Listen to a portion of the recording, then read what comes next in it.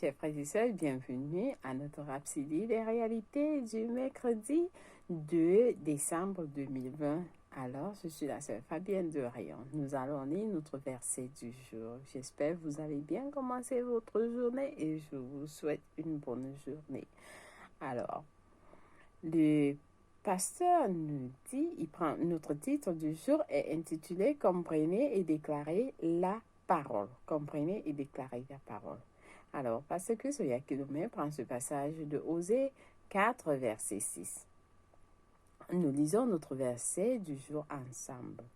Mon peuple est détruit parce qu'il lui manque la connaissance. Alléluia. Loué soit la parole de Dieu.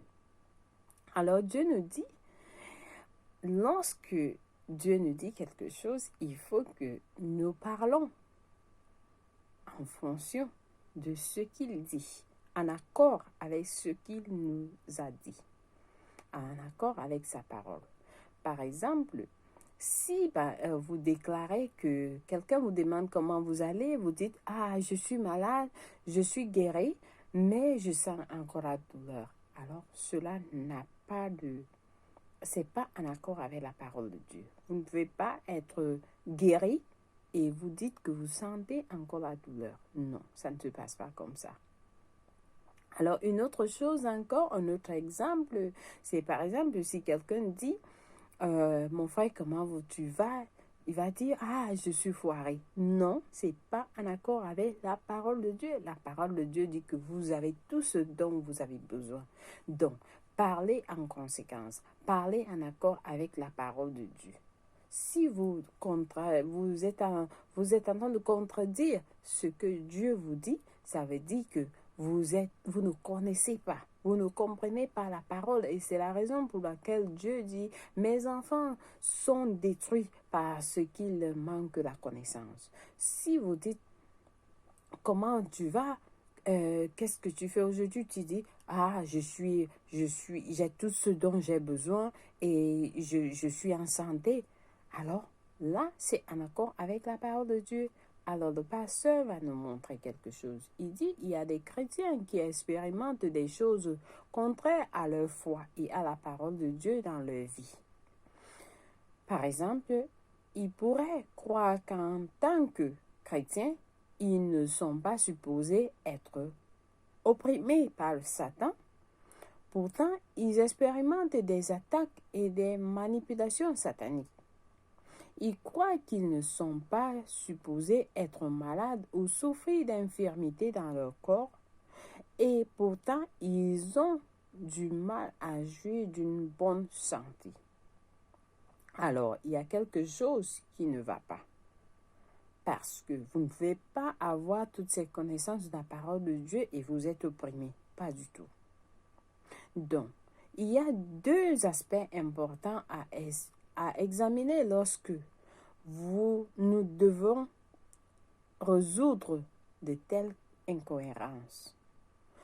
Tout d'abord, il y a la compréhension exacte de la parole. Dans Matthieu 13, Jésus met l'accent sur l'importance de la compréhension lorsqu'il a enseigné dans la parabole du sémeur, dans Matthieu 13, versets 3 à 9. Alors, dans son interprétation de la parabole, il a expliqué que les semences qui sont tombées le long du chemin représentent ceux-là qui entendent la parole et ne la comprennent pas. Oui, les semences sont tombées au long du chemin. Ça veut dire, au long du chemin, c'est tombé, mais vous n'avez pas compris la parole. À cause de leur manque de compréhension, Satan vient immédiatement voler la parole, s'aimer dans leur cœur, dans Matthieu 13, verset 19. Donc, lorsque vous lisez la parole de Dieu, il faut avoir de temps en temps cultiver ça. Vous méditez sur cette parole. De temps en temps, il faut répéter, parce que lorsque vous ne répétez pas, vous pouvez lire et c'est fini. Ça veut dire que vous avez lu et Satan est venu, il a volé la parole et il est parti avec. Et c'est la raison pour laquelle beaucoup subissent les oppressions. Une compréhension exacte de la parole est très importante, le pasteur nous explique. Lorsque vous comprenez la parole, vous êtes capable de l'appliquer correctement pour qu'elle produise des résultats pour vous. Donc, lorsque vous dites, par exemple, nous avons dans Proverbe 4, verset 7 qui dit « Et avec tout ce que tu possèdes, acquiert l'intelligence. » Il faut acquérir l'intelligence. C'est-à-dire, lorsque tu as une parole, il faut faire des recherches, il faut aller encore dans la Bible pour lire plus en plus et méditer sur la parole. Plus vous inscrivez la parole de Dieu dans votre cœur, plus elle s'installe. Mais si vous lisez seulement une fois et voilà, vous partez, ça veut dire que vous n'avez pas inscrit la parole dans votre cœur. Alléluia. Alors, le deuxième élément est votre communication. Les paroles que vous déclarez. Si vos paroles ne sont pas en accord avec la parole de Dieu, votre vie, qui est la manifestation extérieure de vos paroles, ne sera pas aussi cohérente. C'est-à-dire, si la parole que vous avez, la parole de Dieu que vous avez en vous, n'est pas en accord avec ce que vous parlez, ce que vous dites tout le temps, au quotidien, alors il n'y a pas de cohérence. Il faut toujours que la parole qui est en vous et votre bouche, votre langage soient en accord. Vous êtes guéri? Oui, je suis guéri parce que la parole de Dieu dit ceci, je prospère en toutes choses et je suis en bonne santé, ainsi de suite. Vous ne pouvez pas dire je suis guéri mais je sens encore la douleur. Non, pas du tout. Il faut être en accord avec la parole de Dieu. Alors, David a dit dans Psaume 45, verset 1, « Que ma langue soit comme la plume d'un habile écrivain. » Alors, votre langue est le stylo qui écrit la parole de Dieu sur votre cœur. Votre langue, dont la langue doit être en accord avec la parole de Dieu qui est dans votre cœur.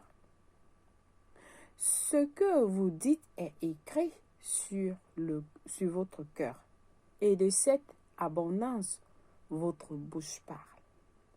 Donc, ce qui est dans votre cœur, ça monte et ça doit sortir de vos bouches. Parce que si vous parlez autre chose que ce qui est dans votre cœur, c'est contraire. Il y a une contradiction.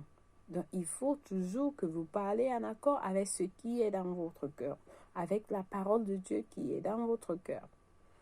Alors, le pasteur nous dit, étudiez, écoutez toujours la parole.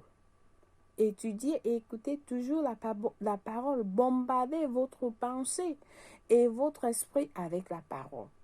Et puis, parlez en conséquence. Votre vie sera la manifestation de la parole. Louange à Dieu. Donc, c'est pourquoi il faut toujours aspirer la parole de Dieu. Lorsque vous écoutez des cassettes, vous écoutez des vidéos, vous écoutez des programmes, que ce soit des programmes qui ont trait à la parole de Dieu, plus vous écoutez cela, plus ça transforme votre esprit.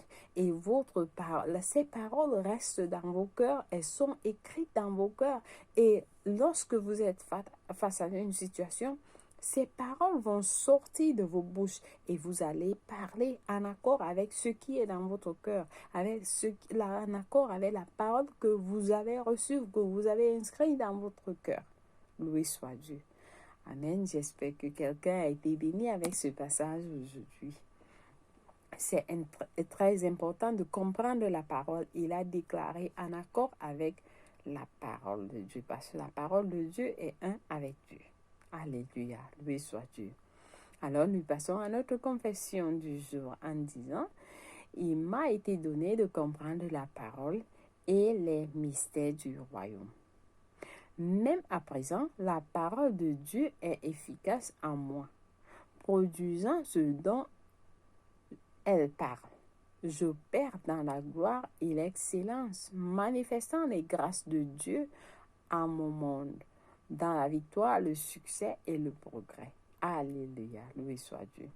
Alors, nous avons des études approfondies pour mieux comprendre ce passage dans Josué 1, verset 8, Marc 11, verset 23, Acte 20, verset 32, Éphésiens 1, verset 17 à 18. Pour la lecture biblique de 1 an, vous avez à lire 1 Jean 3, verset 11 à 24, Ézéchiel 47 à Ézéchiel 48. Pour ceux qui ont opté lire la Bible pour 2 ans, vous avez à lire Apocalypse 6, verset 1 à 10 et Joël 2. Loué soit Dieu. Alors, nous passons à notre prière du salut. Si vous n'avez pas encore donné votre vie en Christ, c'est le moment de le faire et nous allons prier ensemble. Je vous invite à prier de tout cœur à cette prière avec moi et Dieu va vous écouter. Alors, nous disons au Seigneur Dieu, je crois en Jésus-Christ de tout mon cœur, le Fils du Dieu vivant. Je crois qu'il est mort pour moi et Dieu l'a ressuscité des morts. Je crois qu'il est en vie aujourd'hui et je confesse de ma bouche que Jésus-Christ est le Seigneur de ma vie. Par lui et en son nom, j'ai la vie éternelle. Je suis né de nouveau. Je suis désormais un enfant de Dieu. Merci Seigneur d'avoir sauvé mon âme. Je suis à toi complètement. Donne-moi un nouveau cœur, Seigneur. Transforme-moi, que je sois comme toi. Au nom de Jésus-Christ. Amen, loué soit Dieu. Alors, si vous avez prié cette prière, je vous rassure, Dieu vous a écouté et vous êtes la bienvenue dans le royaume. Les anges se lèvent pour votre arrivée et nous vous accueillons tous dans le royaume de Dieu ou dans la famille de Dieu. Alléluia.